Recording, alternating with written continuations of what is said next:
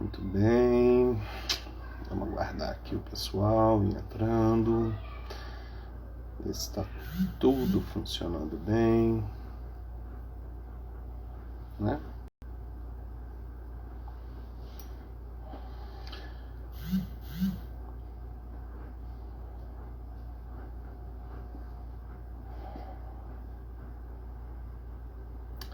Dani já enviou aqui a solicitação dela.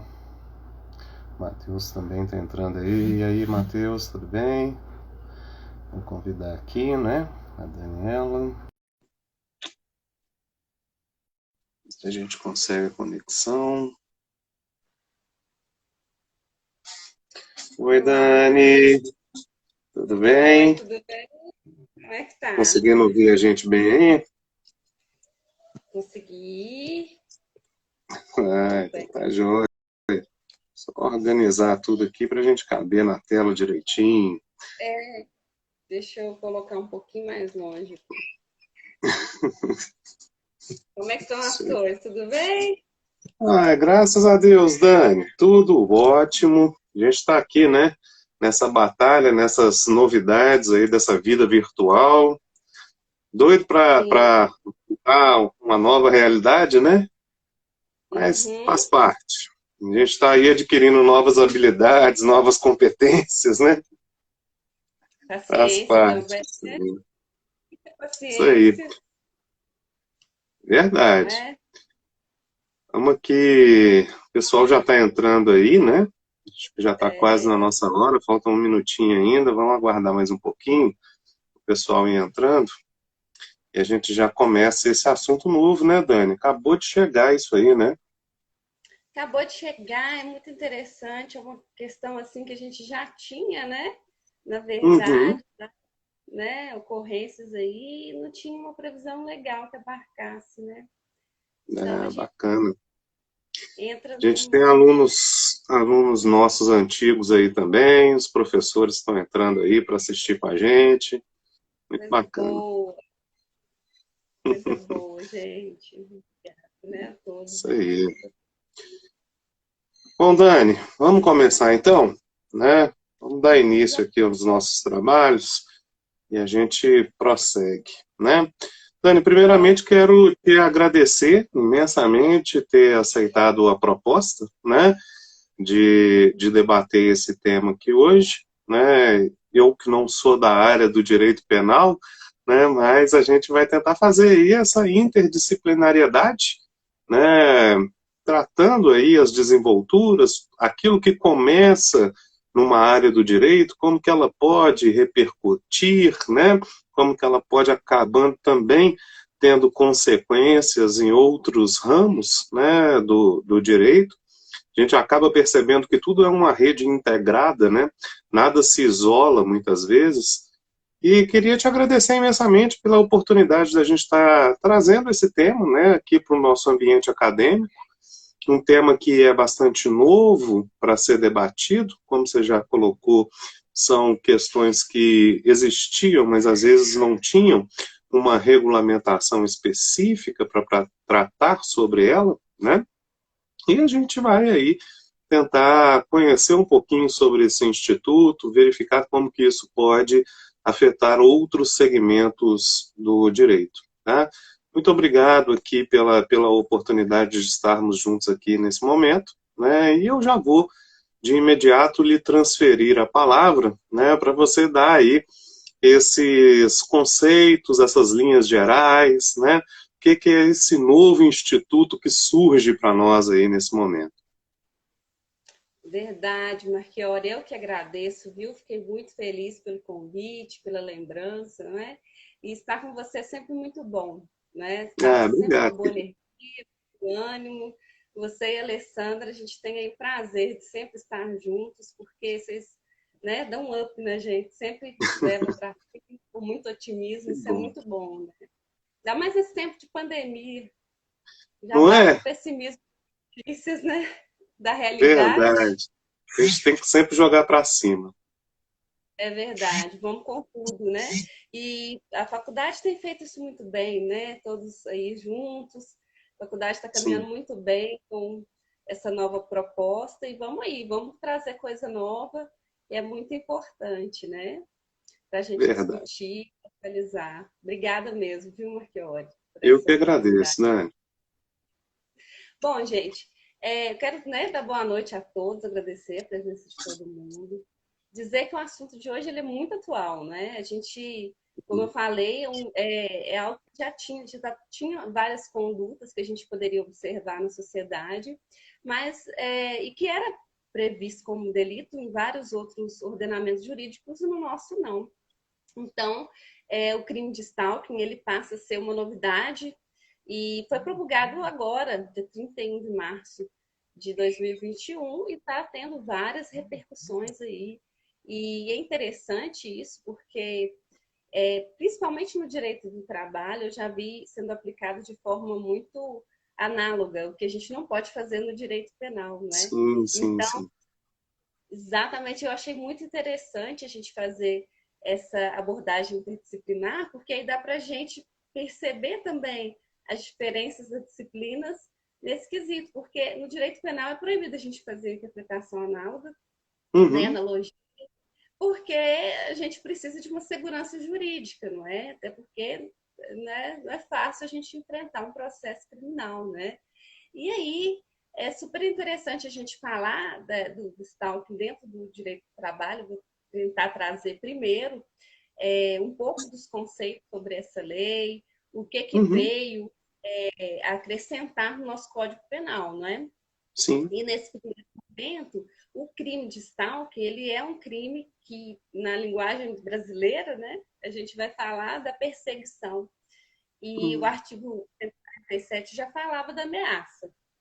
Sim. Depois, a gente tem com essa previsão no artigo 147A, que vai falar dessa ameaça, não é? Mas de uma forma mais habitual, de uma perseguição, e uma perseguição que se permanece, né, por várias vezes, se repete no tempo, o que configura aí um crime realmente habitual.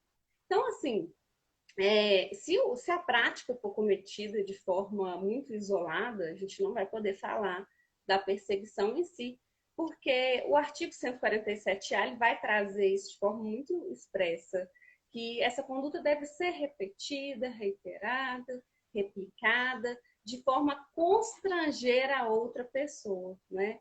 Então, Uhum. essa perseguição, ela tem esse caráter mesmo muito da pessoa insistente, obstinada e que tira a paz da outra, de forma que pode haver ferir a integridade psicológica. Então, nesse tipo penal, a gente vai proteger o bem jurídico da integridade física e integridade psicológica, não é? Uhum. E aí tem uma repercussão grande, porque nessa mesma lei a gente vai ter revogação da importunação do sossego, que é Uhum. uma contravenção penal.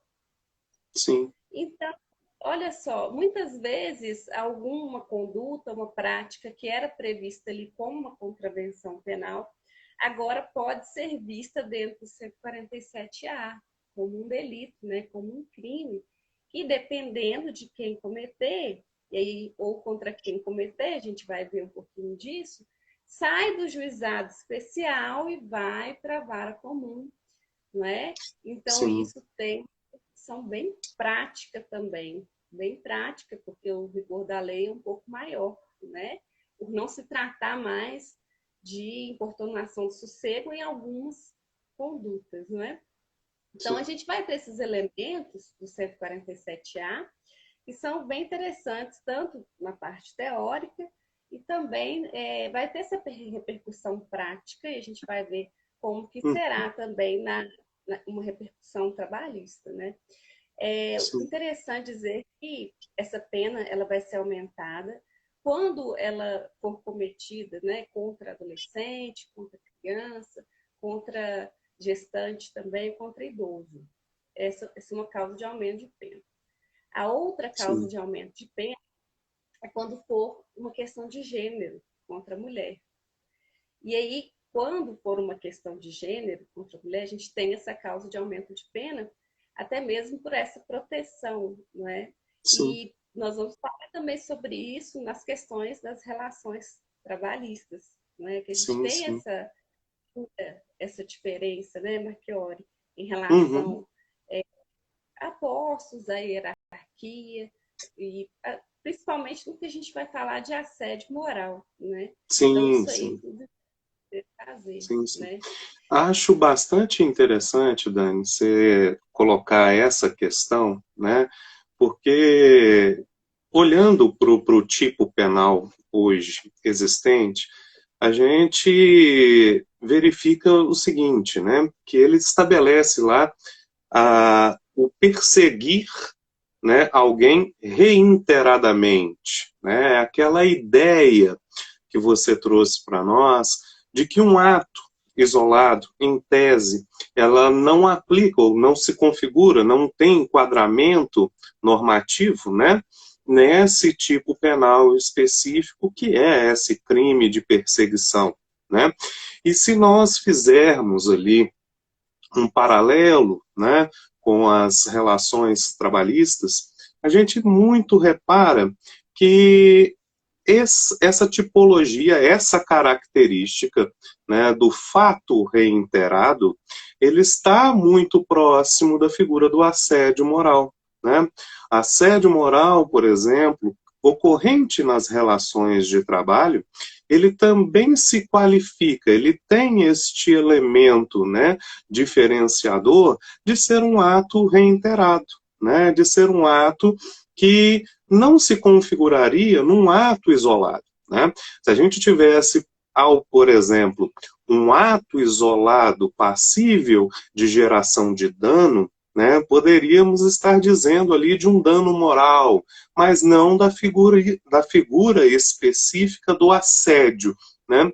Esse assediar, ele pressupõe como uma característica própria também, né, essa figura ali de ser um ato reiterado, né, de ser uma conduta reincidiva, né, onde o indivíduo ali ele age nessa intenção, sabe?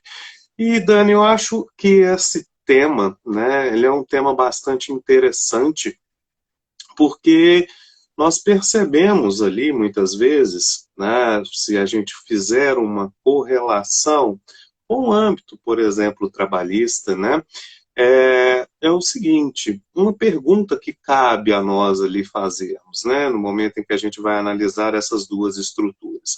Por que hoje falar do crime de stalking é importante, por exemplo, para a relação trabalhista? Né? Por que discutir essa ideia para nós hoje é algo importante, entender como ele se qualifica, entender ali como ele se enquadra, isso se torna importante para a gente? Bom, primeiramente porque nós precisamos de entender, né, que é direito de todo trabalhador, né, assim também como de todo empregador, a um meio ambiente de trabalho que seja salubre, né, que seja saudável, que propicie ali o desenvolvimento das relações de trabalho, né? E muitas vezes a gente precisa de entender assim, olha, a quem cabe esta obrigação? Porque os direitos, né, eles são muito próximos das obrigações, né? Olha, se eu tenho um direito a ser exercido, a quem compete a esta obrigação de prover um ambiente de trabalho que seja salubre, de prover um ambiente de trabalho que seja saudável, né? E a gente vai observar, né, pelas próprias diretrizes do direito do trabalho, se formos analisar, né, o próprio texto constitucional, lá nos artigos 225, que vai falar do meio ambiente em si, e aqui incluindo o meio ambiente laboral, né, nós vamos perceber que esta obrigação, de fato, ela é do empregador, né? Esse empregador, né, na qualidade de empregador, na perspectiva de empresa, ou pessoa física, ou MEI, né, ou até mesmo as entidades não personificadas, mas que empregam pessoas, esse empregador, ele possui alguns poderes, né, no exercício do seu contrato de trabalho, e são poderes regulamentares, né, estabelecendo, por exemplo, códigos de conduta ou códigos de ética dentro do ambiente laboral, e também estabelece ali, ele tem um poder de fiscalização. E é dentro deste aspecto de fiscalização que entendo, né, que é dever dele compreender todas as tessituras que possam lhe empregar, né, que lhe são dever fiscalizar. Né? Até mesmo porque é este empregador que vai sofrer, né, as intercorrências decorrentes desse fato criminoso. Porque veja bem que interessante, Dani, muitas vezes o empregador em si, ele pode ser o autor do fato criminoso, né? Mas às vezes não. Pode ser, de repente, um funcionário da empresa, né, que nas relações entre empregados cometa o crime de stalkear, né, de perseguir alguém. E isso, muitas vezes, potencializado pelas próprias relações trabalhistas, as relações interpessoais, né? A gente teria ali a ocorrência de um crime e a responsabilização neste caso. Né? Sabemos que a responsabilização civil trabalhista, né, porque a gente não pode deixar de dizer que esta é uma figura da responsabilidade civil, né? Mas ela aqui empregada no meio ambiente laboral, essa responsabilidade civil trabalhista, ela vai ser colocada, né, ao empregador.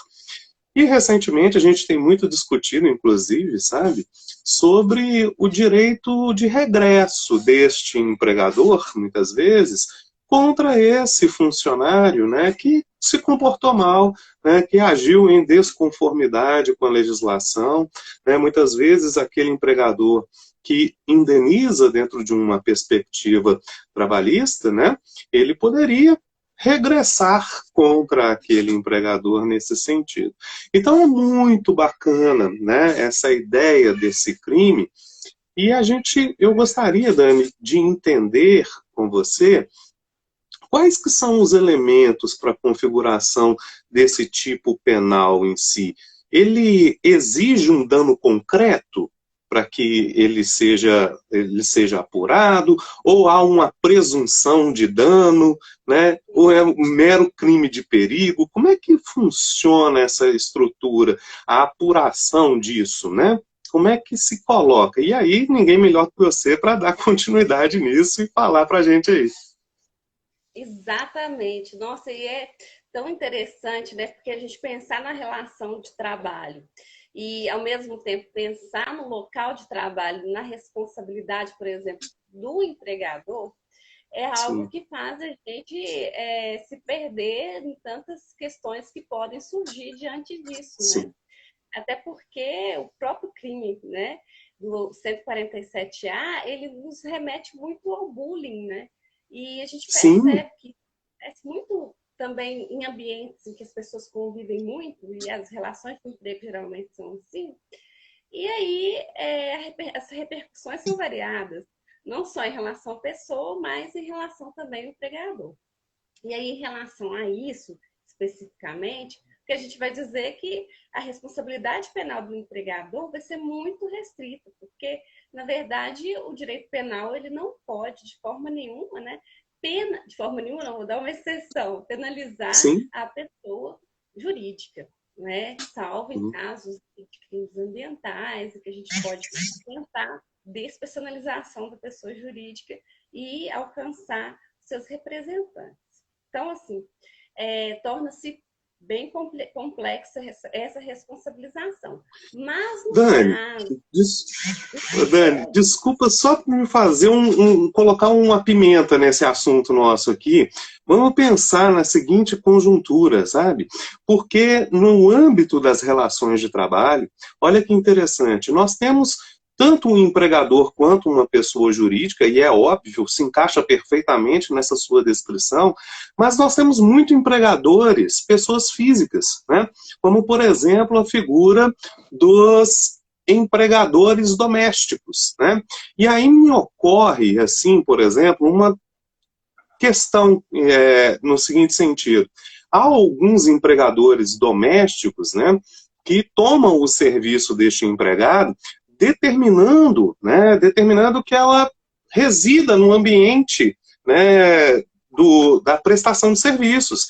E aí fica comigo aqui, me surge aquela indagação, será que a, a colocação de câmeras, né, no quarto dessa pessoa, né, ou em todos os aposentos da casa, né, tirando a privacidade, a vida íntima deste funcionário, né, também não enquadraria nessas reincidivas, né, do crime de stalking, né? A gente vê muito isso, a gente muito discute sobre, por exemplo, o uso de câmeras, né, por parte de empregadores em ambientes não comuns, né? Como, por exemplo, o vestiário de alguém para controlar as idas ao banheiro, né? E como que isso, às vezes, pode acontecer, sim, né, num ambiente laboral, numa residência, principalmente quando nesse ambiente ele é tão íntimo também para o empregador, né? Ele é que tem o controle, então muitas vezes essas ofensivas elas poderiam, né, se estar presente aí nesse momento, né? Não sei se enquadrariam especificamente no tipo penal, mas seria uma hipótese a ser levantada. Pois é, as câmeras, só para. É super interessante, porque realmente a gente tem vários desdobramentos. E essas câmeras, em locais que não são íntimos, elas são lícitas, né? Elas Sim. podem ser colocadas. Agora, nos locais íntimos, não, né? Banheiro, local de higiene, não.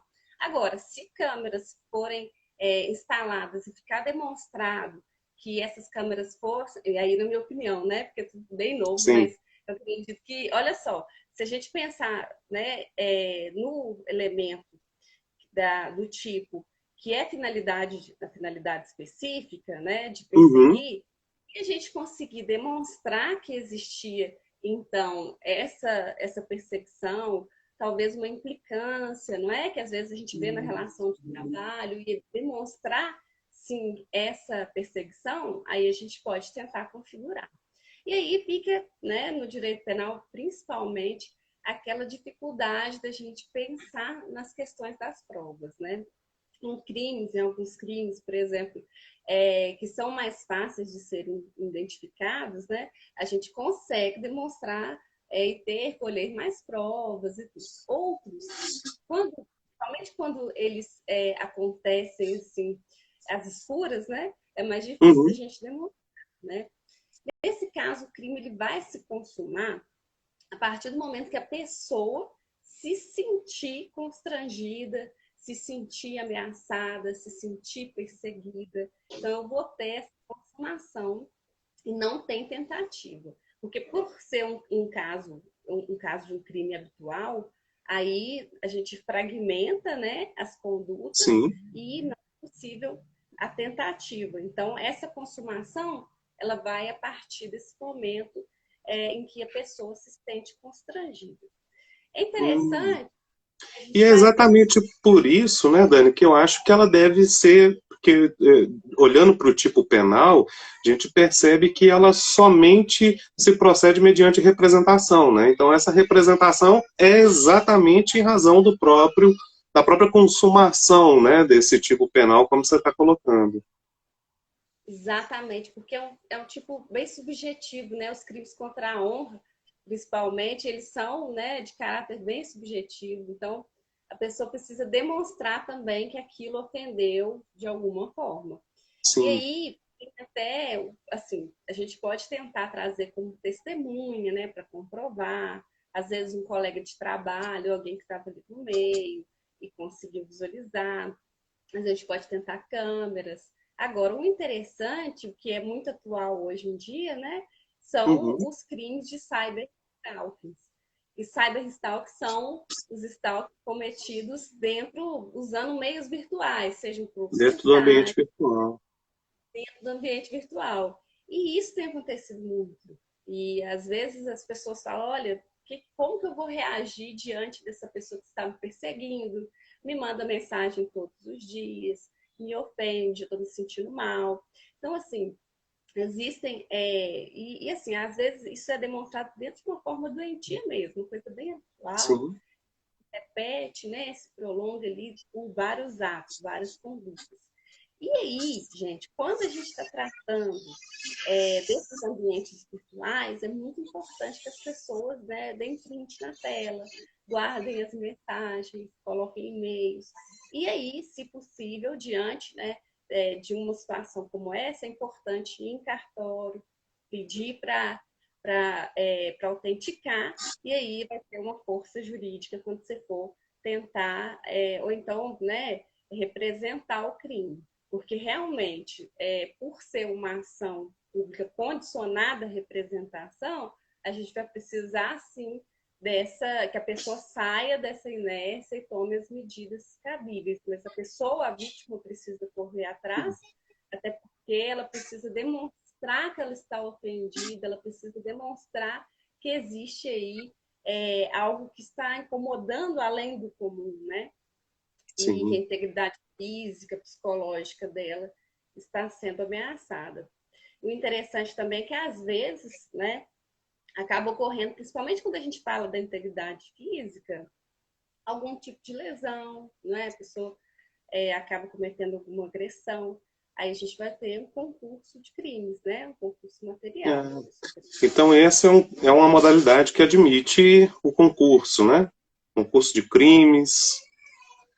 Sim. É bem interessante essa perspectiva, principalmente hoje pelo meio ambiente virtual, né?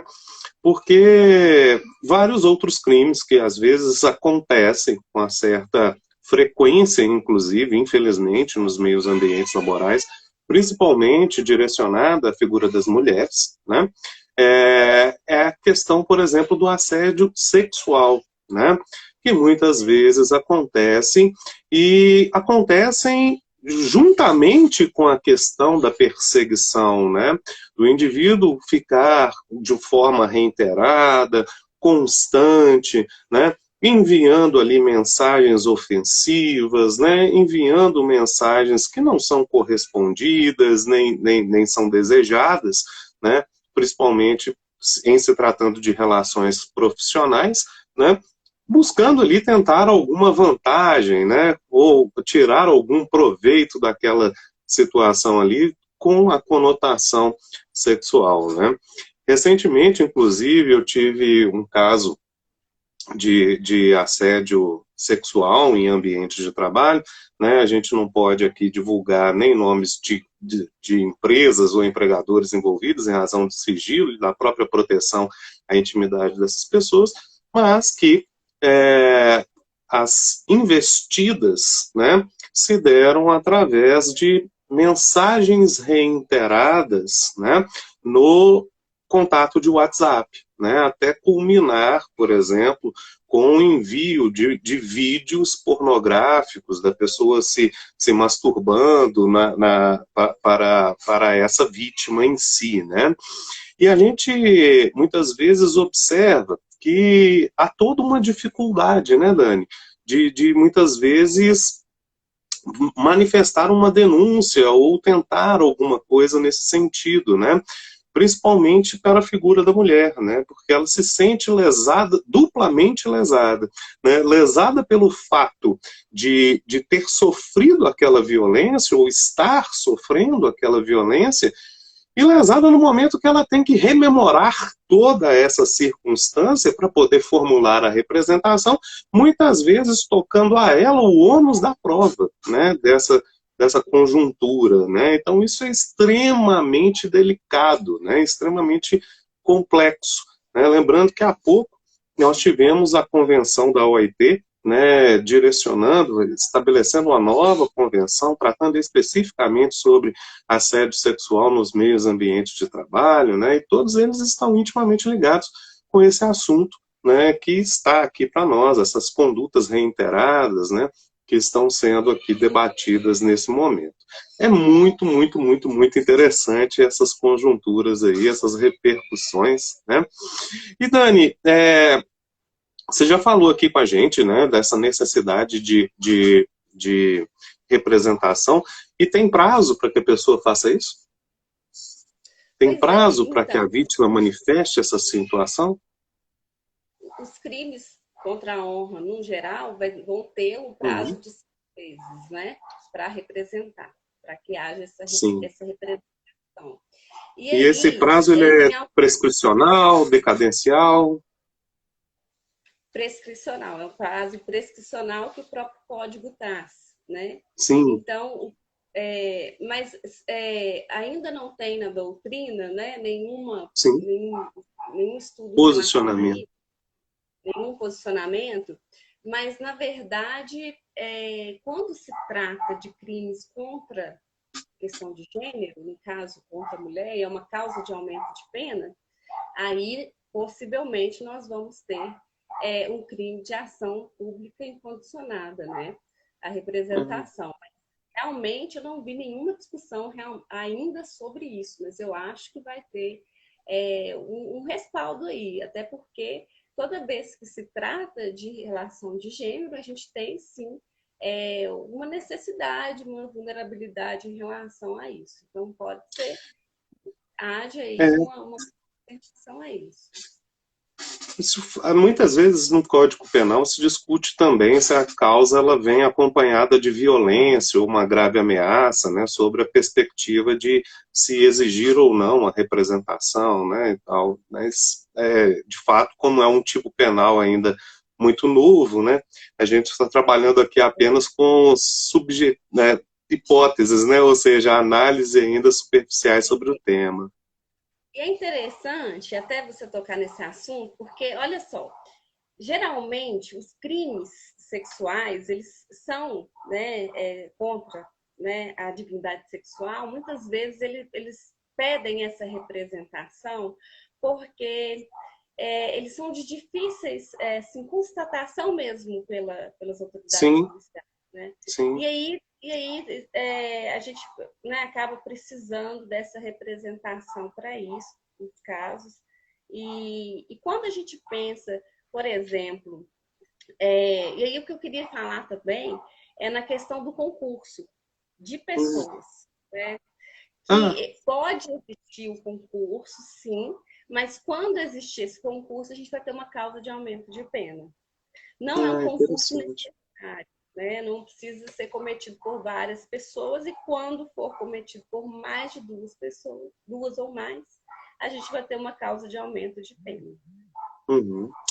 Ô Dani, uma questão que me chama atenção com relação à questão da representação, né, é, é exatamente a questão do tempo do crime, né, porque você colocou para mim assim que ele é consumado mediante aquele aspecto subjetivo da pessoa se sentir ofendida, né?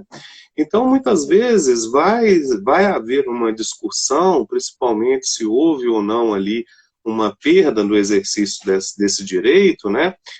Muitas vezes, pela própria início, né, dessas tratativas. Né? Se o indivíduo, por exemplo, te mandou uma mensagem há um mês atrás, e isso vai influir, por exemplo, na contagem do prazo, quando que de fato isso se consumou efetivamente para exigir, né, a representação, né? Eu acho que esse vai ser um debate que acaba tendo que ser tratado, né, dentro do processo também, dentro dessa linha de investigação, não é isso? O direito penal, a gente prevê em linhas gerais que quando se tratar de crime habitual, crime continuado, nós vamos contar a partir da última conduta. Ah, Então, isso é a partir da interessante. última conduta, a gente tem um marco de Uhum, contagem de tempo. Então, assim, pode ser que a gente vá, né, realmente questionar qual era essa habitualidade, né? Primeiro começou todos os dias, depois começou a diminuir, foi de um uhum, mês, depois de 3 exato. meses, depois de 6 meses. distanciando. Então, assim, Ou, de repente, parou de mandar mensagem, aí deu um intervalo, aí mandou depois de novo, né? É algo interessante sobre isso. eu acho que vai dar para a gente até discutir bastante essa questão da lesão do bem jurídico, porque além de difícil Sim. constatação, se a gente tiver tempos, né, mais espaço, se a coisa começar a diminuir, talvez a gente consiga até fazer uma tese de defesa, né? E Sim, sim. Ô, cara, Dani, né? e se, assim, vamos lá, trazendo esse tipo penal agora para dentro das relações de trabalho, né, para dentro das relações interpessoais, se a gente pudesse, de repente, fazer uma recomendação, né, falando assim, olha, vamos recomendar aqui, qual seria um conselho, por exemplo, que a gente poderia dar para as empresas, empregadores, né? Você tem alguma coisa que você acha que seria interessante trabalhar nesse sentido? Ah, sim, Porque olha hoje a só. gente fala muito mais porque a gente sempre pensa nesse aspecto punitivista do direito penal, mas eu acho que a sociedade ela tem que caminhar para a prevenção, né? Acho que a prevenção ela seria o melhor remédio para essas situações. E aí, você teria alguma dica, alguma detalhe que você poderia passar para a gente? Claro, e olha só que interessante, né? Pela sua fala aí, Marchiori, pensa comigo.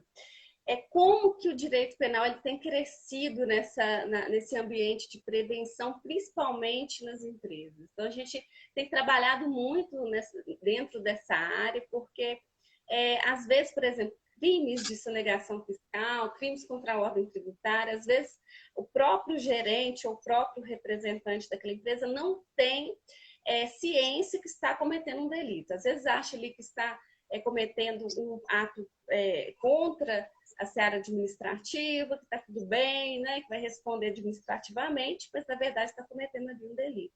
Então a gente tem trabalhado muito com a prevenção, principalmente dentro do direito penal econômico. E aí, quando se trata dessas relações de trabalho, a gente também tem, né, algumas indicações a fazer, principalmente no que tange ali algumas questões, alguns crimes em relação à própria relação de emprego entre o empregador e o empregado. Mas, nesse caso, o que a gente pode dizer é tentar evitar comentários preconceituosos, o próprio empregador tentar trazer uma leitura, uma conscientização, talvez a própria empresa fazer palestras, tentar levar para os próprios empregados um respeito mútuo, não é? Demonstrar que ali é um ambiente que precisa-se, né, ter essa dignidade, em que a própria Constituição fala, né, que nos ambientes de trabalho é necessário que tenha essa dignidade. Sabe, Dani, te escutando agora, a gente sempre coloca bastante nesses mecanismos empresariais, né? Uma questão que está em voga, né? Mas já existe há algum tempo, e que se desenvolveu muito com esses crimes de lavagem de dinheiro, principalmente, né? A questão do compliance, né? Na área trabalhista, né? Você estabelecer dentro da perspectiva trabalhista uma série de condutas, né? Ou seguir uma série de conformidades, né? Para estabelecer ali a maior observância da lei, dos direitos trabalhistas, né? Dos direitos individuais que estão envolvidos ali dentro do ambiente de trabalho. E o mais importante disso é criar, muitas vezes, né, elementos, e isso se dá muito no ambiente de trabalho pelo próprio poder que o empregador tem, que é esse poder de regulamentação, né? Como que esse empregador ele regulamenta, né, as atividades que vão ser regidas, né, pelo próprio ambiente de trabalho, né? Como que é a regulamentação, por exemplo, dos e-mails corporativos, né? Como que é a própria regulamentação do uso dessa ferramenta tão útil que é o WhatsApp, né? Muitas vezes para comunicação, inclusive dentro do plano empresarial, quais são as regras de tratativa, né? Quais são os limites que são dados a esses trabalhadores para o uso dessas plataformas, né? Nós vamos ter ali a mesma tratativa de relacionamentos interpessoais entre empregados de uma mesma empresa, né? Quando que eles se verificam possíveis, se eles são proibidos, se não são proibidos, se são autorizados, se deve ser comunicado, né, à própria chefia da empresa ou o departamento responsável pelo setor.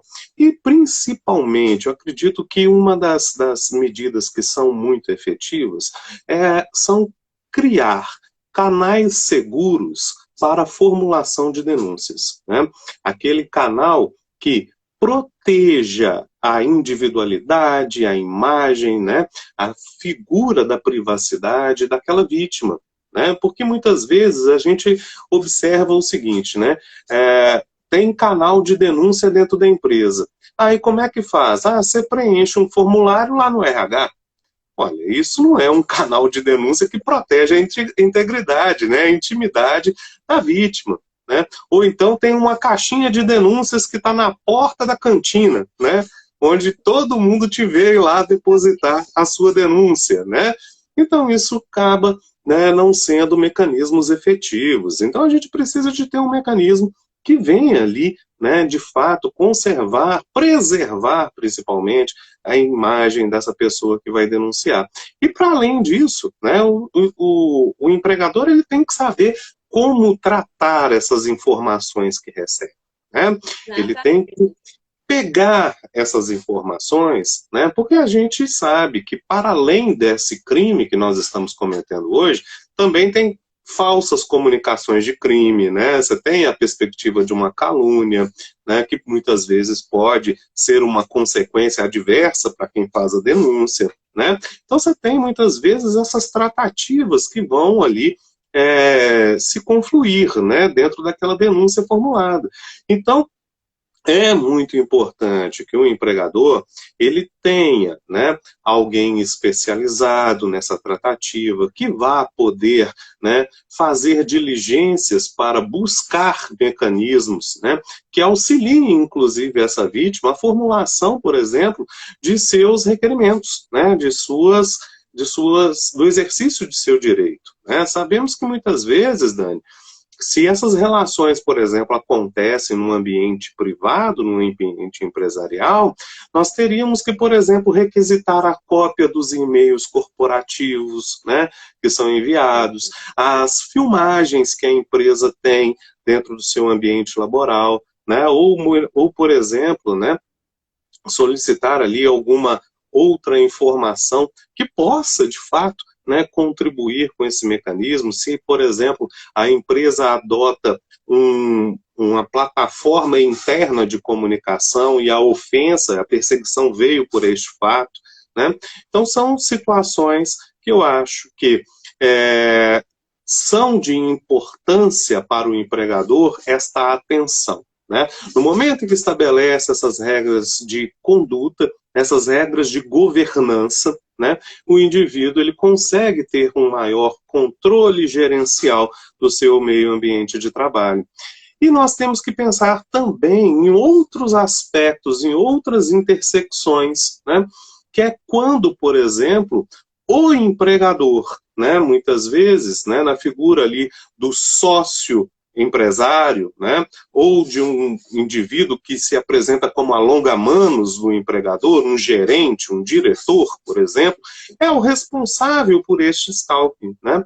Muitas vezes o indivíduo começa a perseguir um determinado funcionário em suas redes sociais, né, busca ali informações constantes dele, né, para muitas vezes tentar conseguir alguma vantagem ou prejudicá-lo de algum modo, né? Então, muitas vezes isso ali vai acontecendo também e pode, sim, ser praticado muitas vezes pela personificação do empregador na figura de seu sócio, de seu gerente, de seu diretor, né? E dentro dessas conjunturas, denunciar, né, o seu próprio empregador é muito difícil de você obter essas condições. E aí surgem aqueles órgãos próprios do Estado, né, que muitas vezes, na área do direito do trabalho, podem fazer essas vezes, que é o Ministério Público do Trabalho, né, recebendo aí denúncias a respeito deste fato, né, inclusive é uma regulamentação, recomendação sempre que fazemos, no momento em que há uma propositura de uma ação, né, em que vai tratar um tipo penal, seja o próprio crime agora de stalking novo, seja num concurso material com um assédio sexual, né, que pode acontecer, né, seja, por exemplo, um concurso com crime de ameaça, num concurso, por exemplo, com um crime de extorsão, porque às vezes eu estou colhendo informações e te perseguindo para te extorquir de algum modo, né? Então pode vir ali um crime de extorsão que sempre que houver, por exemplo, um pedido de rescisão indireta do contrato de trabalho, né? Olha, isso fato foi um fato grave, não tenho condições de continuar nessa empresa, né? E nas previsões normativas lá do artigo 483 da CLT, eu vou aqui solicitar a rescisão do meu contrato de trabalho, e por óbvio, né, muitas vezes acompanhado da indenização equivalente ali ao prejuízo que ele suporta. Nessa conjuntura, sempre formule ali um requerimento para dar ciência ao Ministério Público do Trabalho desta conjuntura, para que também, né, as demais ações de fiscalização possam ser empregadas nesse sentido, né? Acredito que essas são ali as conjunturas dentro do direito do trabalho que a gente vê com maior facilidade nesse momento, analisando aí esse tipo penal que você bem descreveu para nós. Excelente, excelente, e é verdade, uma vez que o empregador ele traz esse ambiente propício e ele traz e sabe lidar com essa representação, quando ele sabe lidar com a notícia de um caso como esse, ele ganha, na verdade, uma vantagem, caso venha a ter um processo pedindo indenização, né, seja possível, lista, a gente já está prevenido aí, né? Sim, mesmo, acho que mesmo que ele não isente de indenização, dada a sua responsabilidade pela salubridade do meio ambiente de trabalho, né, e tal, mesmo que ele não isente, mas ele já estabelece elementos para buscar, por exemplo, uma ação regressiva, né, ele já estabelece elementos para diminuir aquele quanto indenizatório em razão da proporção da culpa dele dentro daquele evento danoso, né? Então toda essa perspectiva ela é muito bem tratada, né? Quando o empregador ele toma para si aquele problema, né? E ele busca efetivamente mecanismos para dar uma adequada solução ao fato, né? Acho que basicamente é isso. Oi? Quando trabalha com a prevenção também, né? Porque com certeza. Como se diz, né? Aquele velho ditado, é melhor prevenir do que tentar remediar depois, né? Isso aí. Por isso que essas regras, elas são tão importantes. Dani, você quer acrescentar mais alguma coisa no nosso debate? Não, acho que foi ótimo, acho que é isso mesmo, aprendi muito também, né? Tentando aqui fazer sempre essa ligação do direito penal com o direito do trabalho. Eu acho que vai vir muita coisa aí pela frente para a gente poder discutir em relação a isso. E, né, principalmente no que tange a responsabilidade do empregador, né? Diretamente. Então, é muito interessante, eu adorei, achei bem legal essa questão interdisciplinar. E a gente tem muito que aprender em relação, né, dentro das relações práticas mesmo, quando aparecerem aí. Verdade, né, Dani? E eu acho muito bacana quando a gente se propõe a mostrar para os alunos que as áreas do direito, né, muitas vezes elas se entrelaçam, né? Muitas vezes uma conduta praticada no ambiente de trabalho, ela pode ter, né, derivações no âmbito penal, derivações no âmbito civil, no âmbito administrativo, né? Ela pode tracejar e ensejar aí essas responsabilidades, e é por isso que esses temas que estabelecem essa interdisciplinariedade, eles são tão importantes para o nosso amadurecimento, né?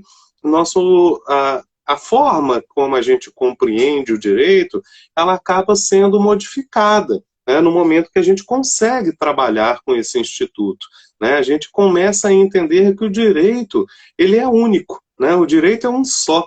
Ele é muitas vezes dividido em disciplinas, né? Para facilitar o seu tratamento acadêmico, né? Para facilitar ali o seu entendimento em si. Mas você vai verificar, né, que todo é um todo unitário, né? Essa nossa tratativa aqui, e acaba sendo aí, apresentando essas intersecções, essas interdisciplinariedades, que para nós é tão bacana, né, de visualizar. Quando a gente, por exemplo, fala de um princípio jurídico, como o princípio da dignidade humana, né, a gente trata ele no direito penal, no direito do trabalho, no direito administrativo, no constitucional, no civil. Então a gente percebe que essas facetas são trabalhadas de formas diferentes, né? Cada instituto com a sua particularidade, né? Mas que eles se comunicam, isso é um fato, né?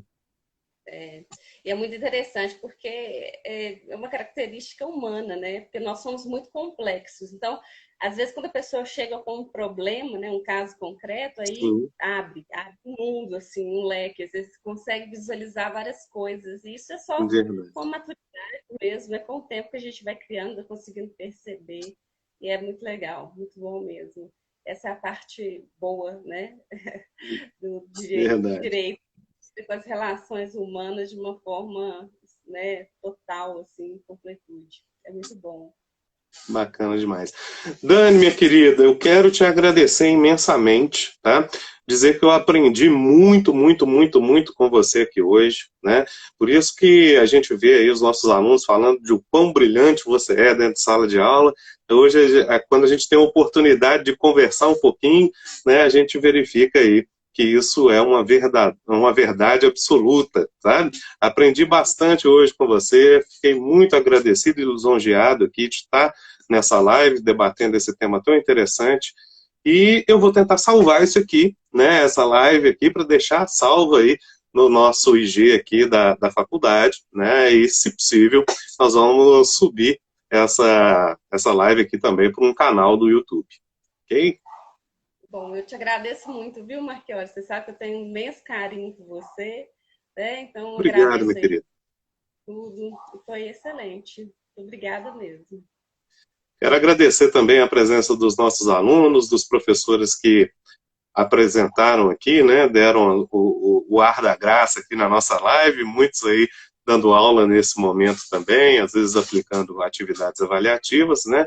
Obrigado a todos aí que tiveram a oportunidade de assistir, e quem não pôde ou pegou somente parte do nosso tema, né, a gente vai deixar ele salvo aqui no IG da FUPAC Nova Lima. Dani, obrigado, querida.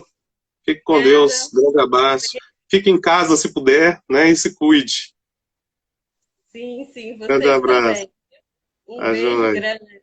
Tchau. Abraço. Tchau.